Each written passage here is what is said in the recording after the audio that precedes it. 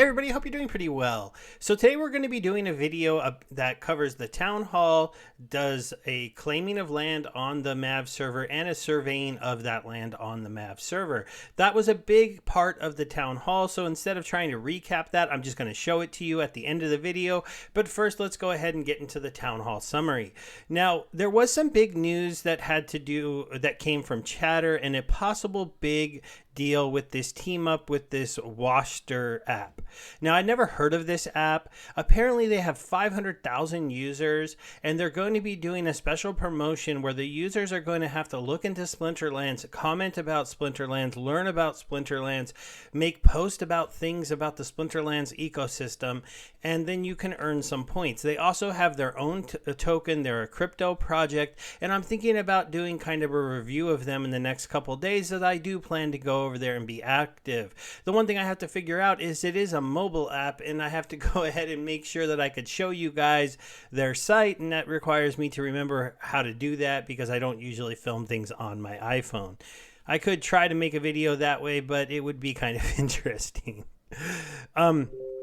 But the main thing is their company's idea is they try to bring people to games to allow, and show them the games and show them from the game side of things. The big mistake that Agro pointed out while talking to them that a lot of DeFi-ish games make is they talk too much about their tokens and not enough about the game. And the bigger error most of them make is they don't talk, their game is terrible and they're more of a DeFi project than a game. And so if those are the type of things that people have seen, or if you come to a gamer and go, let me tell you about this high ROI you can make on the tokens you can earn in this game, they're going to be like, I don't care. I'm not always looking for ROI in my enjoyment, time. I want to play something fun. If I happen to earn while playing something fun, then you might be able to get me hooked, but it needs to be fun. And so the idea of it's gamers will bring games to gamers, and then they'll take a look at it. And they do have a history of helping some play to earn games get a lot of players to start to engage with their game. So this could be a pretty exciting thing. Overall, I think if you're into Splinterlands, you want to help grow the community, you should probably sign up for this app. If you have time, when the promotion goes live in a few days, you're going to be able to start trying to post about Splinterlands. If you can post a lot of different articles, engage with the community a lot, you can win things, and Chatter will be giving away packs to people that he sees that are posting over there. So it's a way to win some packs. It's a way to possibly win some prizes from that company, and a way to just help the game grow, hopefully. It'll be pretty interesting to see how this ends up going.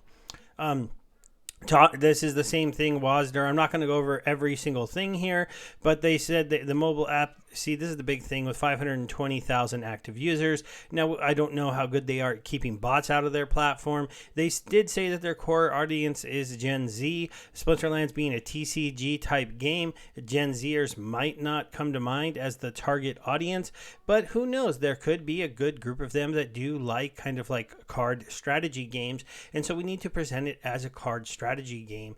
And we should probably talk a little bit about Nifty Arcade. Agro brought that up, that any of the players on this platform that want to try the game can come to Nifty, get one of those free bronze decks to not have to struggle so much as they get started in the game with very minimal cards. One of the other things that we found out during this town hall, let me see. That was the marketing update with Chatter, was a big example. Farfetred took us through claiming land because basically he designed it, and surveying the land. And we found out one big piece of information here that they didn't even rate here. So we did not think this was going to happen, but when you claim land, each land is going to have like a 85% chance of being the type of land that it looks like it is. So if your tract, when you zoom in, looks like it's on a lake, you're going to have a bunch of lake plots. If it's in a desert, you're going to have a bunch of desert plots. If it looks like it's in a swamp, you're probably going to have a lot of swamp plots. Upwards of 85% of your plots will be that one thing. This was major news to me. Matt had said all the time that it didn't matter where you claimed on the map. that's kind of true and kind of not true. I'd say it's not true because you know what? If I had a whole bunch of water monsters, hell, I'd want to track near the water. And if I had a whole bunch of death monsters, I'd want to swamp. But if you're like me and you bought a whole bunch of every type of monster thinking, hey, it doesn't matter where I'm at, I'm going to get every type of land, well, you were wrong. I was wrong. Now I have to figure out, I pretty much have to wait till I'm done surveying my land to see what type of land I get. I can guess, but I don't want to do any more guessing because all my guessing has totally been wrong at this point. And that's a bit upsetting, Maybe this stuff shouldn't have been so hidden. But nonetheless, I don't know which type of land I'm going to get. There's 14 different possibilities, but 85% of the land I get will be the same roughly in each one of my tracks. It's possible that if both of my tracks are next to each other on both of them in the desert, that I'm going to end up with 85, 90, 85 and 85, so 170 desert plots. And only 30 that end up being varying different other ones. And it could be even worse than that because so far they haven't said if there's any kind of guarantee that the other 15% will actually be something different. Agro did say he liked that idea, but they would have to put that in, so that would have to be an update to any of the information we currently have on the land feature set. Parfitra did show us a claim, and I'm going to show you one of those at the end, so we'll just skip over that for now. Words with Wizards, Investigator came up and he talked about the release that's coming out tomorrow. We got kind of a surprise new rule set. I think a lot of us were thinking that we'd get that one health one, but instead we got you'll be able to use a gladiator in a battle. That's a very interesting thing. It rewards people who've got upper leveled gladiators and can bring them to battle now. So it pays to brawl more and more and more within this game, besides the fact that you win SPS. They also increased the card transfer cooldown from 1 day to 2 days. This was kind of a request that a lot of people saw with, to just help make sure, it cuts down a little bit more on people's ability to be able to exploit the system by moving cards around from account to account. And that was going to be more of an issue possibly with the new energy system. So they at least upped it to 1 to 2 days. I think some people would like to see this 3 to 4 days, only because we don't want people to be able to use their cards on one account, use all 50 of their energy, transfer those cards to another account, use all 50 of the energy there, and so on with just 1 day in between. Now with 2 days in between, technically that's how long it almost takes to completely recharge your energy. It wouldn't really be worth it to do it anymore, so that might be a good enough number, but there's a little bit of leeway in there, so I don't know if some bots still might be programmed to transfer them because they'll save that whole 2 energy, because 2 days is 48 hours and they can get 50. I don't know if anybody would actually go that far because it's not much of an advantage, but it's still there a little bit. They are doing a clear out of the market, so you may have seen a big difference in the market today if you took a look at it, because a lot of the cards that had no activity for more than 30 days have been removed. Basically, if you threw up some cards hoping somebody would buy them for a very high price, they've been dumped out of the market and you'd have to relist them, and this time you'd have to pay that one DEC to relist them. And if you just have had a card up for a lot of days, those just got taken down. So you could see the market looking a little different. People are going to have to relist. They're going to have to take into the fact that they have to pay one DEC to relist. So they're probably not going to see those cards listed at super crazy high prices until we get closer to those high prices. This has to do with saving the Splinterlands some money on their monthly server fees. So hopefully that is, something that just makes the company, more robust, and we just worry a little bit more. We also got some more better prize options for tournaments added into the system. So you'll be able to, add dice packs, chaos agent packs, legendary totem claims, or any totem claim, and put them in, and then those can be prizes. So they've enhanced the tournament section a little bit more, but, tournaments are still an iffy area. There was some issues with refunds they cleaned up. The link to the support site will now open in a new tab on the tech modernization page instead of the old page. So, every time they get something else moved over to tech modernization, we're getting closer to having that site that'll run perfect on any mobile platform. There's been small enhancements to the new promo shop page to have options for restricting sales to Hive accounts and or accounts with spell books specifically. So they're not going to let you hunt promo cards if you don't have a spell book, things like that.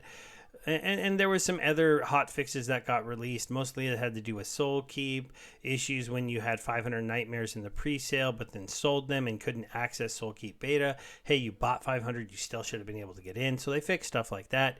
Brawlhalla with Weirdbeard was pretty exciting because Weirdbeard is expanding his role. He's becoming a product owner of the enhancement team.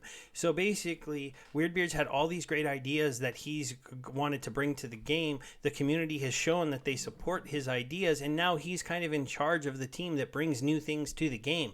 Now, he still has to listen to Matt Nagy's direction, but he'll be more driving these things, and so we might see some of these additional game modes come to the game a little bit quicker than Weirdbeard had originally thought. I like this. He's still going to be in charge of tournaments, and the real question is if maybe he backs off trying to get tournaments a lot better and instead just focuses on trying to bring those new game modes that he wants into the game and the ecosystem. So we'll have to see. Nate gave us some eye candy, some nice wallpapers that have to do with the new lands that we're going to be able to see when we get into claiming them. He showed us some of the different designs that they went through for this is for when you're researching things. They're going with number 3. This is the icon for grain. These were the different ones for the power core. They ended up going with this one here. Aggie was saying it'd be kind of funny if they used all of them or 3 of them, because this would be like if your power core was not paid for. This would be if it was like you had half enough DEC in it. This would be if you actually had a full plot working full. I don't know if Nate loved that idea, but it was kind of a funny little thing. Splinterlands TV, again, we had a ton of shout outs thanks to all of you who watch me and the other streamers on Splinterlands TV. Monster March is just about coming to the end, and you'll find out soon if there's something going on in April. You'll have to stay tuned. Be on the Splinterlands TV site for the best information here. There's some SPS governance proposals that are coming live, so they did a little tutorial, support tutorial on how to vote and how to access that page and everything, just to make sure that people are voting. The question and answer phase was kind of mild. There was nothing really big except for one person who was a little salty and started to say, hey, are you guys going to do something about the bots that are starting to be, announced that they can be played in tournaments, or like the Xbot who has a helper that you can use to help you win tournaments. And Aggro pretty much stood by his stance that he is bot agnostic. He's not going to stop the bots, that if you have the right cards, you should be able to compete and beat with bots. He doesn't fully understand the impact. Sometimes it makes me think that Aggro doesn't play enough at the highest levels of the game, and he doesn't quite know how optimized these bots can be to play very, very aggressive lineups and perfect lineups for rule sets. And one of the other things that these bots do is they hurt the creativity in the game. You kind of get, if you practice a lot, you can learn how to beat the bots and the teams that beat them, but then you're not really playing the game the way you want to play it. You're playing the game to beat bots. I understand why they're there. I understand, the whole decentralization factor, and we did try one vote one time to make bots against the terms of service, and that failed, maybe because it was too broad. Maybe if we do that again and just go that bots and bot assist tools are not allowed in tournaments, and see if people would agree with that one and pass it, because if we made it against the rules, at least an open project like Xbot would have to stop their service of doing helping teams for tournaments, and the only people that could do that would be people who are going to break the terms of service. And if they were proved to be cheating, maybe they could be banned from competing in tournaments. Now, Splinterlands has said they don't want to be the person to ban things like that, but since the tournaments have SPS approval prizes, we can kind of say that we would ban people who were using bots from Splinterlands tournament if the community wanted to do something like that. Hey, maybe, if you like that idea, start talking about it in the Mav server if you're a Mav. Start talking about it on my post if you're not. See if there would be community support. And we should probably try to talk to Dave McCoy or Gene Pool while they are community support managers, and see if they think that was that if we changed that proposal about banning bots in the terms of service to banning bots in the terms of service for tournaments, and if found botting, you will be banned from all tournaments sponsored by the SPS DAO, then and by Splinterlands in theory, then that would mean that the only tournaments you could play in would be third-party ones, and they would be given access to this ban list as well, in my opinion. And so they would have to decide of whether or not they wanted to allow known people who used bots in tournaments to compete in their tournaments. I've always thought that would make tournaments a lot better. It's one of the reasons I don't talk about tournaments a lot on my streams. I don't feature them. I don't really go to them, because unless you're using a bot assist program or are using a very competitive bot, you're probably not going to compete very well in the tournaments. Now, some people might be able to. There's some experts out there, but your typical player, kind of casual, are going to get slaughtered by those bots. That's just the way it is. All right, let's go ahead and get into claiming land. If you're not really that interested in how claiming land works and some more thoughts on this big thing that we found out about claiming land, about the 85% of your land being one thing, you can unfortunately leave now, but I hope you stick around for this part of the video. Okay, so first I need to claim some either my 100 plots, my 10 tokens, or my 1 region. So I'm going to go for 2 tracks, because we're going to do 2 tracks in this example. The reason why I want to do an example of 2 tracks is because I actually own 2 tracks. So this will give me some idea of what I could expect to get. So I'm welcome to Pretoria. My deeds have been registered. So now I can go into the land section and it will actually say that I have 200 plots. Yay! And I am in 70 Balbabar. So Balbabar 70 is right over here, is where I'm at. And that's interesting because I thought I was going to end up here in 74. All right, guys, sorry if that was a bit of a rough cut, but I finally figured out what happened. Even though they say there's a little visual bug going on the map server, I'm sure they can fix. See, it says that I'm in 70, track 2 and 3, but then I have to come to 74. This might be kind of hard to see. Maybe I'll zoom in a little. See, I have to be on 70. I'm in 74. That's where they actually are. Because when I went to claim them, they said I would be in 74. And then then they gave them to me and they said they were in 70. And that's just not accurate. So this is showing wrong information. Because if I back out of here to Pretoria, and the reason I couldn't see my plots is because if I click view plots, I got this error. See, no deeds found. Because this is 70. So I have to back out. I have to go to all. I have to click on the one that I was supposed to go to. And then bam, there's my land. So as you can see, I definitely have some plots that are on the water in this case. These are in the forest. These are in the forest. This is in the forest. This is kind of in the upper forest, like up in here. And then this is just touching the desert. This is touching a little bit of what I think would be tundra areas. So if I survey all my land, it looks like I'll get a little bit of a mixture of water, tundra, forest, desert. I don't think any mountain, right? Mountain's up here, so we're not going to get any of that. But let's go ahead and get into surveying. So I can go to here. I can select all, but that's too many to survey at once. So I actually have to deselect them, and I'm gonna, let's see, can we shift click? No. So there's no fast way for me to do this, since they can only let you claim 100. A little bit of feedback I'll leave for the team, and I'll actually tell them about this. How about having a select 100 button? Because if you surveyed a region, you would want to survey them in batches of 100, but a select all, you're going to get 1,000 and need to go down to 100, or you're just going to have to select 100. And so if it would be nice if I could, do shift, click here, and it would fill those in, but it doesn't do that. So la-da-da-da-da, let's stop talking and start clicking. Also, since the top row is not frozen, I don't know if they can do that like you do in Excel on a web page. I'm not a web designer, but I maybe should learn about it. I'm going to have to just click here and kind of pay attention, luckily, to the numbers. Because I own 1 through 100, I think I can stop at 100 and I should be correct. Now, one of the things that's kind of interesting, I wouldn't have to do these in sequential order. I could actually claim half of a tract with half of another tract, do it in 100, and I would still get my maximums for my minimums for my magicals, my occupied, my legendaries, my rares, and my epics. Now, anybody who forgot what those are, you're guaranteed 1 legendary if you do 100. You're guaranteed 4 epics. You're guaranteed 20 rares, and you're guaranteed that 12 of your plots will be magical and 3 will be occupied. Now, you could get much more than that. In Farpatrod's example, he did do a lot more than that. So we'll go ahead and go here. Let's see, that's 100. It looks like we'll scroll to the top.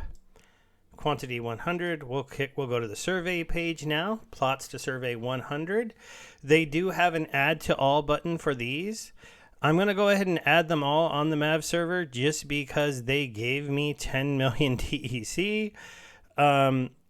Just so we can just why not? If this is all the land claiming I'll do here. But they didn't give us enough DEC to go too crazy, because if you were doing a region, this would actually be all 10 million. But there is an add to all, but also they did explain that you could, only do it to some or do it to all. It would be all up to you. You could pick and choose, but since you don't know which one is going to be what, you probably want to do all of them. Let's see. Can I remove all? If we hit add to all twice, nope, you can't remove all. So that's interesting. So once you've added it, it's kind of there. I don't feel like clicking on these 100 more times after everything else I've already done. So we'll just leave them in there, and then we'll hit confirm.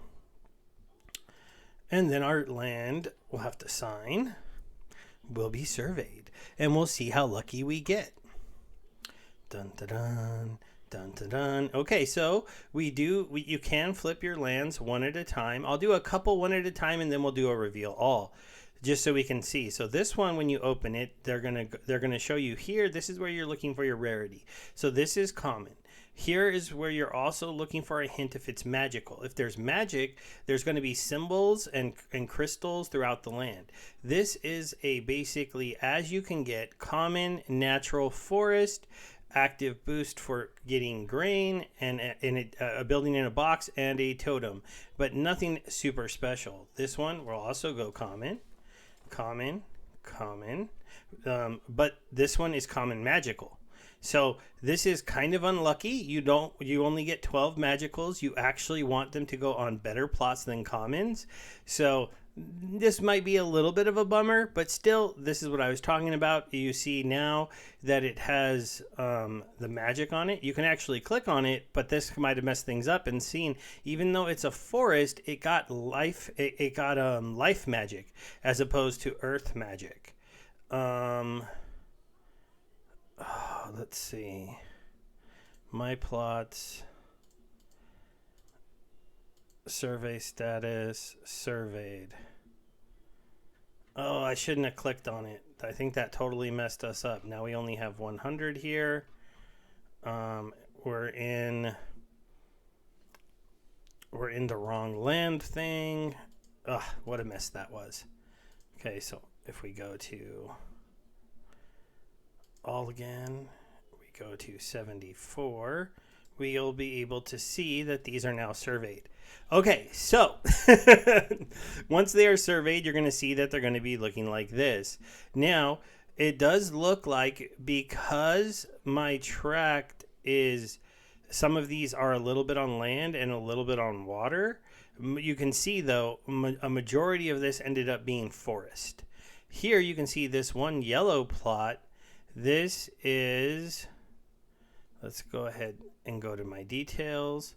This is my rarity rare, type natural, forest. Forests are able to grow. Okay, so that's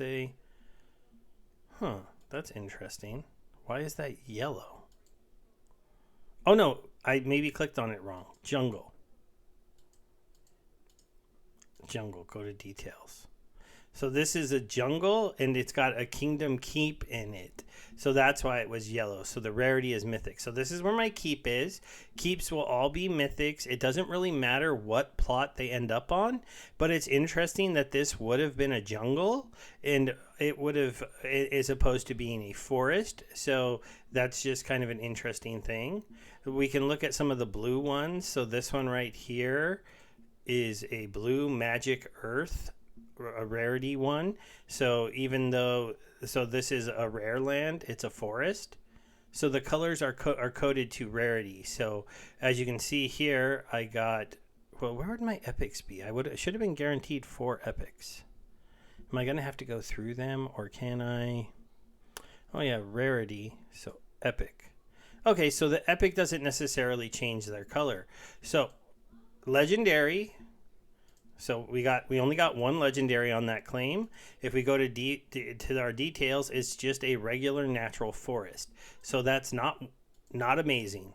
But when we go to epics on mine, I did get 1 occupied epic. So if we go to this one, this is an occupied bog rarity epic. This would be actually a pretty good pull. So this would be, you know, like in theory pulling a golden epic, because not only is it epic, it's occupied. It would even be what people would consider possibly a little bit better than a regular epic. Because a regular gold epic, it'd be like a top tier one, because the other version of a golden epic would be an epic that is also magical. All right, so we'll back out. We'll take a look at the other epics. So this one is jungle, so it's just regular jungle natural epic. So we'll see if any of these other epics ended up being magical. That one is just natural. This one here is natural.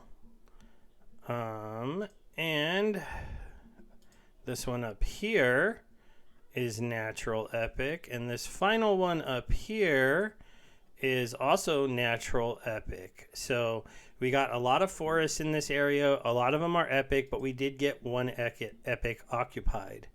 Now we can go to rare, look at our rares. Oh, but we did get more than 4 epics, right? 1, 2, 3, 4, 5. So we got an extra epic. No, wait. 1, 2, 3, 4, 5, 6. 2 extra epics. We got the regular number of legendaries, just the 1. So we didn't get any extra luck on legendaries. Now if we go to rare, so we got 1, 2, 3, 4, 5, 6, 7, 8, 9, 10, 11, 12, 13, 14, 15, 16, 17, 18, 19. Let me count that again. 1, 2, 3, 4, 5, 6, 7, 8, 9, 10, 11, 12, 13, 14, 15, 16, 17, 18, 19, 20. Okay, I miscounted. So no epics, no extras on my rares. So altogether, when it comes to the minimums, I got my minimums, but I did pull 2 extra epics. Now on my rares, I did pull some good rares, because I do have a rare occupied here and 2 rare magicals. So the plot will be blue if it's magical, it looks like. Oh no, so natural, rarity, bog, wetlands, soft bush. Oh, so this is a bog. I'm sorry, so blue are bogs, it looks like. Let's go to here. Oh, this is magical life. So you can't tell from the map yet if it's magical. I think they said they were going to add that when Farpachard was going over it. And so you just have to kind of clip through these. But since we messed up the last surveying, let's do another survey. So we'll go to here. And we'll go to this list. And this time we can select all, so it will be quicker. Oh, wait, 20. Why only 20?